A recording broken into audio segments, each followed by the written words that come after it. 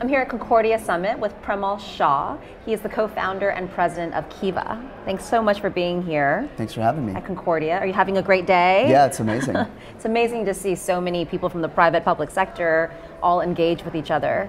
So Kiva is, just a institution and, has been such an innovator in the microfinance space and the nonprofit space. Can you tell us, I know it started in 2005, can you just share sort of, the mission of Kiva today and how it's sort of evolved over the years? Yeah, sure. So Kiva's mission is to connect people through lending to alleviate poverty and create economic opportunity. And so the way we do that is we operate a website where you can come on and read through stories of entrepreneurs in over 70 countries. Think of it as kind of Match.com meets microfinance. And in a few clicks, like if a woman in, say, Afghanistan who wants to buy a cow to start a dairy business, if you're moved by her story, you can participate in $25 loans and pay via your PayPal account. We aggregate the money, and then as that woman basically, as her business is successful and she repays that loan, you get your money back. And if she doesn't repay your loan, you don't get your money back. Right. But most times you do. There's a 98% repayment rate on Kiva, and over 1 million entrepreneurs have been helped in the last 7 years. And what it is it's a testament to the internet's ability to actually connect people for good and to have us participate in each other's stories. And when we can see each other, when we can connect with each other, that creates an empathy.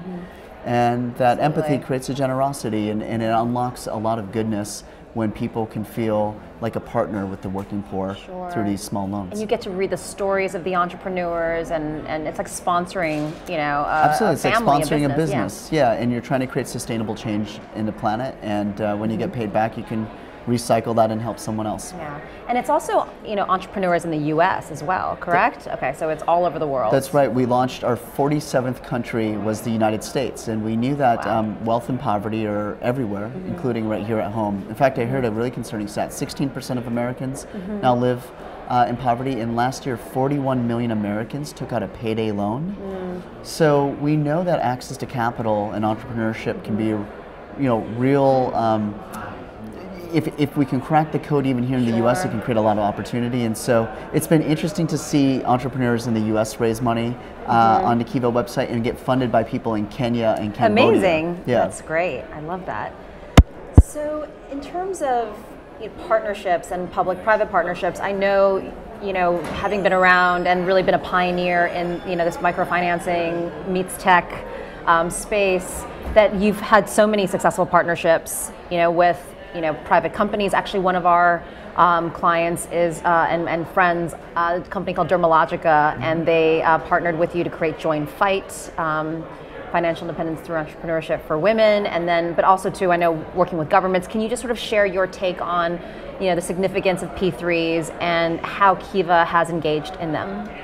Well, partnerships, it sounds so trite to say, but it's the lifeblood of what allows us to achieve something that really makes a real impact. I think if we all set off in the world trying to change the world, that can be overwhelming. But if we try to change the world for one person, that all of a sudden human scales the problem.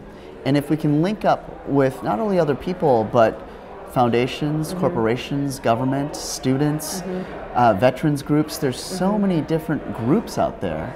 And so Dermalogica, the group that you mentioned, I mean, they're a skincare company. Yes. They did this really great thing where they realized the members of their tribe, the skincare professionals who sell their kind of creams and etc., they wanted a company with soul. And they said, well, if the skincare industry employs more women than most industries, and they're self-employed entrepreneurs oftentimes, these members of the Dermalogica family, they're going to really get trying to empower another woman. And they saw Kiva and the engine that we have as something that they could put their own white label, their own brand on top of, and really reach out to their community. And it's been amazing. 36,000 women have had their lives touched through this this partnership with Dermalogica. So that's just one example of the key thing, I think, is to create something that is human scaled, not overwhelming with statistics and negative images, and hopeful, like for example what the Kiva website does, but then really link out to partners who can help put it on their own platform in their own way and reach out to people and meet them where they're at. Great.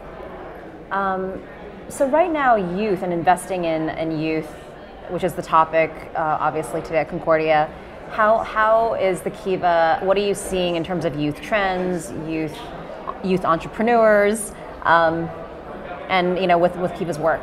Sure. So, I read that if you take all the people under 25 who are either not in school or not employed, it's greater than the population of the United States. Wow.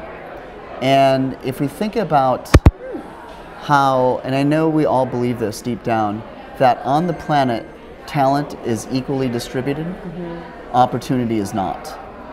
And I think the potential for the internet and technology and marketplace approaches to poverty alleviation, all these things to converge to create more distributed opportunity has never been greater. And let me give a couple examples. Please. In Kenya today, we are running a pilot through a program called Kiva Zip. And a lot of people can't get loans, or if they do get a loan, it's at quite a high interest rate, either from the microfinance institution, 35–40%, or the village moneylender at 80 to 300%. So it's very hard as a young person to start a business and have a return on capital that exceeds the cost that you have to pay back in interest income. Well, now with the mobile payment system M-Pesa out there, which 3/4 of the population use actively, and something like 20% of the GDP is transacted to, it's an absolute revolution that you can send money back and forth to people via mobile phone. Right. We can reach people right in their village, and they can crowdfund from thousands of people around the world and basically get that money at less than 10% interest rate right on their phone. And they can turn around, start a business, say buy a cow, buy an irrigation pump, buy whatever they think they need, and as they go through this process, repay that loan at a very low cost from 300 people who believe in them. And when there are 300 people who believe in you, it changes the way you think about yourself from someone who's victim to someone who truly is an entrepreneur, who has a lot of supporters, people who root for you. And I think it's a way of, just like when a teacher believes in a student, they want to try harder to do more homework at night. I think there's something around the digital community actually starting to really see each other, participate in each other's stories, and us wanting to rise to the occasion to not let people down. And I think we're going to see greater entrepreneurship opportunities through programs like Kiva Zip, especially for the young. Yeah, and obviously you're also, offering hope and giving them confidence, and that like there is that possibility. If I can, raise this money, then, like opens up all these new doors. So it's so incredible.